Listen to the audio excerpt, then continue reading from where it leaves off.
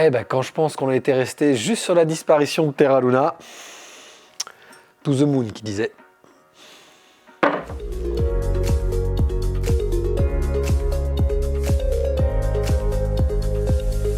Salut les net investisseurs, j'espère que vous allez bien. On se retrouve aujourd'hui pour ce nouveau journal des net investisseurs. Comme chaque mardi et jeudi, on décrypte une actu chaude ensemble, on se pose des questions, on y répond et on essaie de vous apporter des liens avec vos investissements. Aujourd'hui, on ne pouvait pas passer à côté de cette information. Vendredi dernier, la seconde plateforme de distribution de crypto-monnaies au monde, FTX, s'est classée sous le chapitre 11, donc le chapitre 11 de la loi sur les faillites américaines. Patatras, dans le milieu de la crypto, le second acteur le plus connu mondialement et qui, il y a encore un mois, nous parlait de sa solidité atteignant plus de 30 milliards de valorisation, aujourd'hui ne vaudrait plus rien. À ça s'ajoute quoi? Un hack supplémentaire de plusieurs centaines de millions d'euros pendant cette période de la semaine dernière. Entre deux eaux, le doute, non seulement annonce d'une faillite, mais en plus, potentiellement, un vol de millions de dollars sous forme de crypto. Pour rappel, le schéma, Samuel Bankman-Fried, créateur de FTX, était en amont, créateur en 2017 d'Alameda, qui était une plateforme de trading de crypto-monnaies.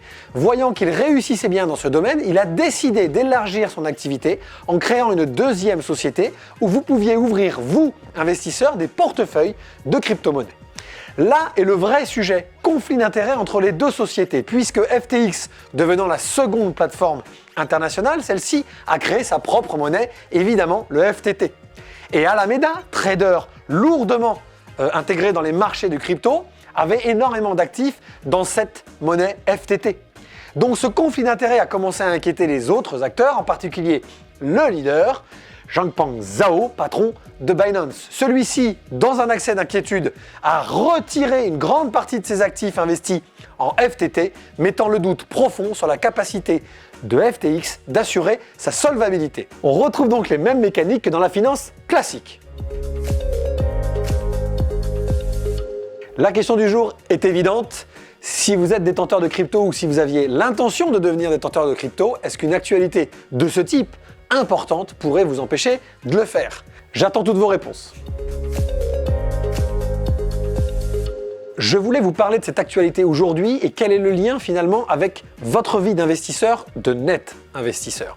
Deux choses. D'abord, si vous êtes détenteur de cryptoactifs, quels qu'ils soient, aujourd'hui au travers d'une plateforme, que vous les ayez en direct, que vous les ayez au travers de supports de type NFT, on va simplifier ça, œuvre d'art, soyez prudents, regardez un tout petit peu comme vous devez le faire pour n'importe quel détenteur de portefeuille ou d'actifs financiers, j'ai envie de dire plus classique, la solidité de l'acteur que vous avez choisi. Il en existe de nombreux, y compris en France, validés par l'autorité des marchés financiers. Donc intéressez-vous évidemment à cela, parce que cet accident sur FTX ne veut pas dire la fin de la technologie blockchain et de l'avenir que peut avoir l'ensemble du marché des cryptoactifs. Donc ne vous précipitez pas non plus en vous faisant peur sur une information certes très importante, mais qui ne touchera pas tous les acteurs mondiaux. L'autre partie de ce lien, c'est qu'évidemment les acteurs classiques, qui sont eux déjà régulés et qui voient arriver sur le marché de la crypto, y compris le patron de Binance qui demande maintenant de la régulation, qui voit arriver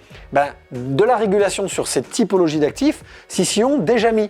De nombreuses sociétés de gestion dites classiques, habituelles, y compris des grandes banques américaines ou européennes, ont commencé à créer des fonds, des organismes de placement dans valeurs mobilières, de type fonds de placement, SICAV, etc., dans lesquels on voit apparaître des parties de crypto.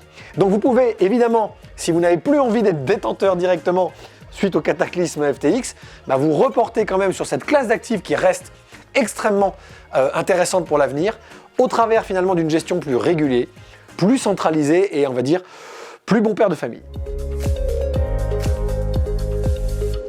Allez, avant de répondre à la question de mardi dernier et pour qu'on continue à avoir cette interaction, et je vous en remercie encore parce que c'est quand même très agréable et très constructive, abonnez-vous évidemment au journal de Net Investisseur, on like et on partage également pour qu'on puisse continuer cet exercice que je trouve génial. Allez, on y va. La question de mardi dernier était, malgré la hausse de 52% de la taxe foncière, est-ce que vous avez encore envie d'investir dans notre belle capitale? Évidemment, les réponses sont à 95%. Oui, mais souvent. Alors est-ce que c'est un trait d'esprit? Mais je pense que c'est aussi une vraie réalité des Français investisseurs. J'ai eu beaucoup de oui avec des gens qui nous disaient mais nous n'avons pas les moyens et il faut en être conscient. Aujourd'hui, le prix au mètre carré de Paris, même s'il s'est légèrement contracté ces derniers mois du fait du contexte inflationniste et du contexte bancaire, atteint des sommets puisque figurez-vous, nous avons dépassé les 20 000 euros au mètre carré dans de l'immobilier neuf ou réhabilité, évidemment dans les quartiers de Paris les plus chers. Donc ça reste un investissement qui intéresse beaucoup les Français. Vous avez été très nombreux à nous expliquer que quel que soit l'arrondissement, on peut trouver son bonheur encore dans Paris, y compris dans sa petite couronne. Mais c'est vrai que c'est quand même hors de prix.